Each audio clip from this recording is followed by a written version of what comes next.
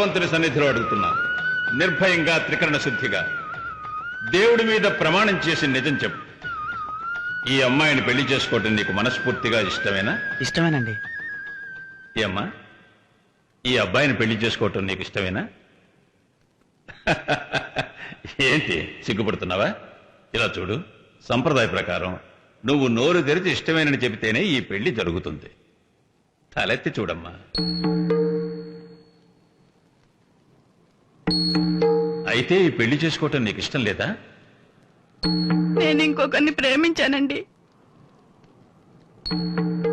చిన్నపిల్లండి, ఏదో తెలియక మాట్లాడింది. తమరి పెళ్లి జరిపిస్తే అన్నీ సర్దుకుపోతాయి.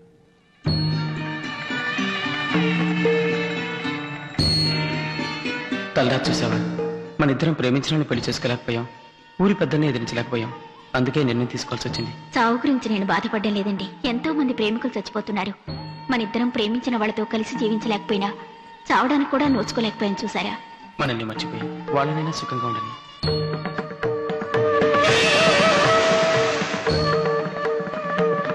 నేను చేసిన తప్పుకు ప్రాయశ్చిత్తంగా నా యావదాస్తిలో సగభాగం ఈ గుడికి రాసిస్తున్నాను. నా గుమస్తా కూతురికి, ఆ అమ్మాయిని పెళ్లి చేసుకున్న వాడికి పట్టిన గతి ఇక మీద ఈ ఊళ్ళో ఎవరికీ పట్టకూడదు. వాళ్ళ జ్ఞాపకార్థంగా వాళ్ళు దూకు చనిపోయిన ఆ బావిని ఈ రోజు నుంచి మూసేయండి. ఇక మీద ఈ ఊళ్ళో ఎవరికి పెళ్లి జరిగినా సరే, వాళ్ళు లేనివాళ్లు కావచ్చు, ఉన్నవాళ్లు కావచ్చు, ఈ భగవంతుని సన్నిధిలో చేసుకోబోయే వాళ్ళ ఇష్టాయిష్టాలు తెలుసుకుని ఆ దేవుడి మీద ప్రమాణం చేసిన తర్వాతే పెళ్లి జరగాలి. అలా జరిగే పెళ్లికి తాళినిచ్చి సారినిచ్చి నా కుటుంబం జరిపిస్తుంది. నా తదనంతరం నా వారసులు కూడా ఇదే విధంగా ఈ ఊళ్ళో ప్రతి పెళ్లి జరిపించాలని నా ఆశ. తాళి కడితే అన్ని అవే సర్దుకుపోతాయండి. మీరు పెళ్లి జరిపించండి. మా వంశపారంపర్యంగా వస్తున్న సాంప్రదాయాన్ని నేనిప్పుడు మార్చలేను. ఈ ఊళ్ళో జరిగే ప్రతి వివాహానికి కన్నవాళ్ళ అంగీకారం కన్నా చేసుకోబోయే వాళ్ళ అంగీకారమే ముఖ్యం. ఇష్టం లేని ఏ వివాహం ఈ ఊళ్ళో జరగకూడదు.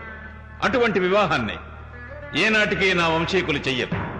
ఈ ఊరి కట్టుబాటు ఏమిటో మీకు తెలుసు కదా. మీ అమ్మాయి మనసారా ఎవరిని ఇష్టపడుతుందో అతనికే ఇచ్చి తనకు వివాహం చేయాలి. అది మీరు ఇంకెవరికైనా ఇచ్చి వివాహం చేస్తే మీ కుటుంబానికి ఈ ఊళ్ళో స్థానం ఉండదు. మీ జీవితం కన్నా మీ పిల్లల జీవితమే ముఖ్యం. మనసుకి ఇష్టం లేని వివాహం చేసుకుని వాళ్ళు బావిలో దూకి చావటం కంటే వాళ్ళకి ఇష్టం లేని పెళ్లి చేయటానికి మీరు తీసుకొచ్చారే ఆ తాళి, దాన్ని బావిలో పడేయటమే మన ఊరు అలవాటు. రే, బావిని తెరవండిరా.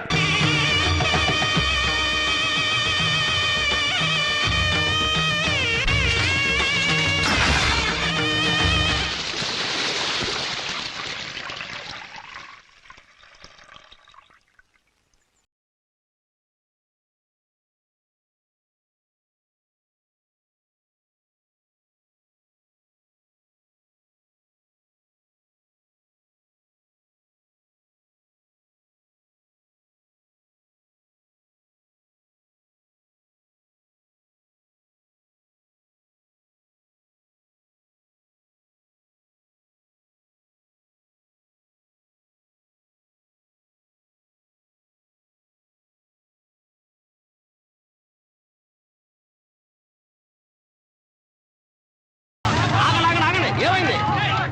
అరే, ఆడవాళ్ళ ధైర్యంగా పాముకి పాలు పోస్తుంటే మగాళ్ళు అయ్యుండి అమ్మో అయ్యో.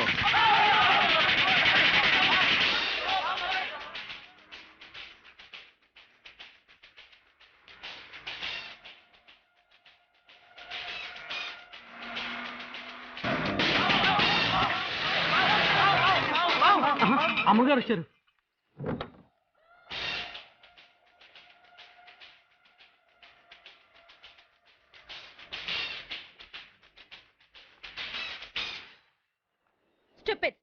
ఇది ఎడ్ల బండి అనుకుంటున్నారా? కారుకు అడ్డంగా వస్తున్నారు. నేను వచ్చిన స్పీడ్ లో గుద్దుంటే మీరంతా కొండకు వెళ్ళి గుచ్చుకుని ఉండేవాళ్ళు. ఫూల్స్. క్షమించండి అమ్మా, పాము చూసిన భయంలో ఇలా పరిగెత్తుకొచ్చేసాం.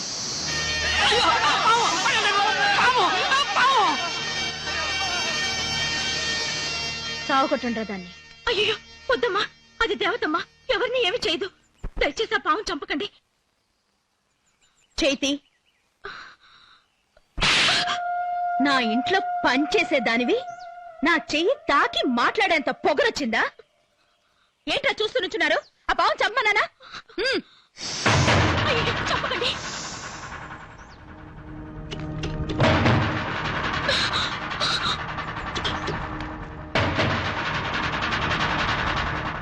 దేవుడా కాపాడు స్వామి.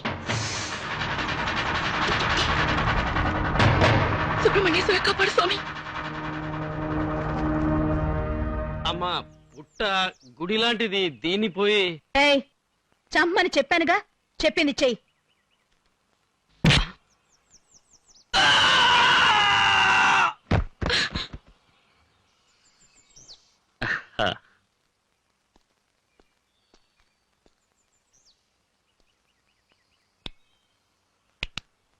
నీ పాట బ్రహ్మాండంగా ఉంది కానీ అది అలా ఉంచు. ఆ ఉట్టి కొట్టడం చేతగాక మన ఊరి కుర్రాలంతా అల్లాడుతున్నారు. అది ఎవరు కొడతారు?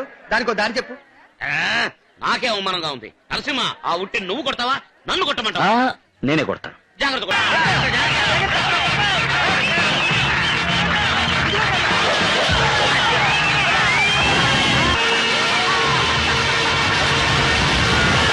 తోలుల్చి పారేస్తాను పడవా. ఏంటన్నయ్య నరసింహ ఏం తప్పు చేశాడని అటు తిడుతున్నావు? ఇలా చూడు, అసలు వీడు ఎవరిని అడిగి చేసే పని వదిలిపెట్టి అక్కడి నుంచి ఇక్కడికి వచ్చాడో అడుగు. అవును, పెద్ద పని, కలెక్టర్ పని, రాత్రి పగలు మెకానిక్ షాప్ లో కష్టపడే పని. ఏ అన్నయ్య నరసింహ ఎంత పెద్ద చదువు చదివాడు? బీకాన్ చదివి ఇంజనీర్. న్యాయంగా కాంట్రాక్ట్ తీసుకుని కదా పని చేయాలి. అయ్యో బాబాయ్, అది బీకాం కాదు, బిఈ ఇంజనీరింగ్. అదే కదా నేను ఉంది. అంత పెద్ద చదువు చదివి మన కుటుంబంలో పుట్టి ఆ పనే చేయాలా? తమ్ముడు, నా బిడ్డ సంపాదించి తీసుకొస్తే నేను కాలు మీద కాలు వేసుకొని సుఖపడాలనుకుంటున్నానా? వాడు ఇక్కడ ఉంటే ఏమైనా ఊరికే ఉంటాడా?